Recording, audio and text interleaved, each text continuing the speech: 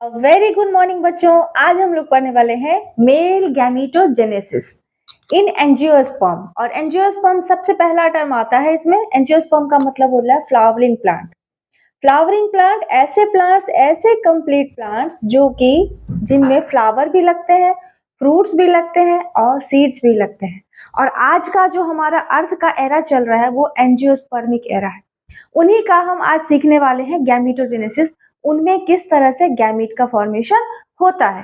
तो सबसे पहली बात हम ये सीखने वाले हैं कि गैमीट का फॉर्मेशन हमेशा गैमीटोफाइट के अंदर होता है। और प्लांट के अंदर एंजियोस्पर्म का जो गैमीटोफाइट होता है वो होता है पॉलन ग्रेन। वो होता है पॉलन ग्रेन। और एक प्री मैच्योर पॉलन ग्रेन, जो मैच्योर नहीं होते हैं पॉलन ग्रेन, वो एक सेल के होते हैं। यहाँ हमने इसको डायग्राम के थ्रू दिखाया है। ये है हमारा प्री मैच्योर पॉलन ग्रेन। ये मैच्योर नहीं है, अब इसके अंदर एक ही सेल है। ये इसका न्यूक्लियस है, ये बड़ा सा इसमें वैक्यूल है, ये इसका प्लाज्मा मेम्ब्रेन है। और पॉलन ग्रेन के अंदर दो प्रोटेक्टिव लेयर्स होते हैं, ये इंटाइन है और ये एक्साइन है। ठीक है, ये एक्साइन है, ये इंटाइन है, ये प्लाज्मा मेम्ब्रेन है। आउटर से इनर की तरफ हम बढ़ रहे हैं। Exine, intine, plasma membrane, vacuole and nucleus. ठीक है, फिर क्या होता है, इसमें अनइक्वल स्पिंडल का फॉर्मेशन होता है। हम जानते हैं कि जब कभी भी माइटोसिस या मियोसिस होता है तो स्पिंडल का फॉर्मेशन होता है।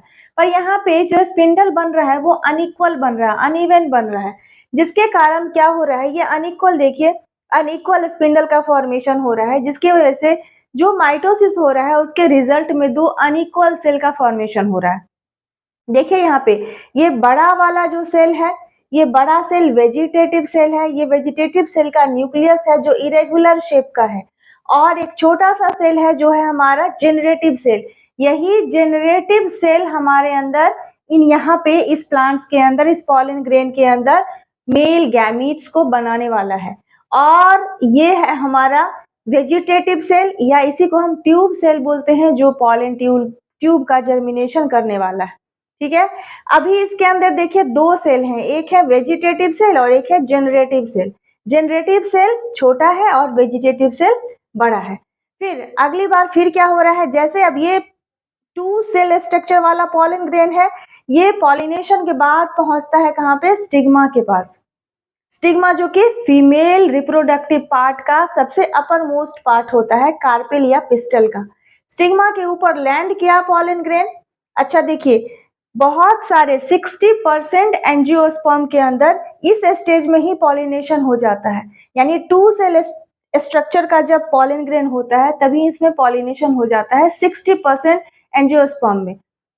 बाकी जो बच गया 40%, उसमें यहीं पे एक बार और इस सेल के अंदर माइटोसिस हो जाता है और दो मेल गैमीट्स बन जाते हैं। और तीन सेल स्ट्रक्चर जो एक मैच्योर पॉलन ग्रेन है उस स्टेज में पॉलिनेशन होता है। यहाँ हम मैक्सिमम वाले को प्रेफर कर रहे हैं, जो है 60% एंजियोस्पर्म में टू सेल पॉलन ग्रेन का पॉलिनेशन हो रहा है। यहाँ देखिए दो सेल्स है, इनका पॉलिनेशन हुआ। कोई भी पॉलिनेटिंग एजेंट हो सकता है, बायोटिक हो सकता है, एबायोटिक हो सकता है। इसने इसको यहाँ पे ट्रांसफर कर दिया, लैंड कर दिया स्टिग्मा के ऊपर। स्टिग्मा के ऊपर क्या होता है, बहुत सारे शुगर सिरप होते हैं। ये पॉलन ग्रेन उसको एब्जॉर्ब किया और फिर वो स्वेल करके फटा और फिर पॉलन ट्यूब का जर्मिनेशन किया। अब हमको पता है कि पॉलन ट्यूब बना रहा है कौन, ट्यूब सेल जो वेजिटेटिव सेल है और इंटाइन का लेयर, और इसको लीड कर रहा है ट्यूब सेल। और ये देखिए उसके ट्यूब सेल के या वेजिटेटिव सेल के न्यूक्लियस, ये सबसे आगे आगे जा रहे हैं। और बच गया ये जेनरेटिव सेल। जेनरेटिव सेल में एक बार माइटोसिस हो रहा है और माइटोसिस के बाद ये दो मेल गैमीट्स का फॉर्मेशन हो रहा है। और इस तरह से हम देख रहे हैं कि दो मेल गैमीट बनते हैं एक पॉलन ग्रेन के अंदर। और पॉलन ग्रेन एक हैप्लॉइड स्ट्रक्चर है, यानी कि उसमें एक ही सेट ऑफ क्रोमोसोम होते हैं, क्योंकि ये मियोसिस के बाद बना है। Thanks for watching.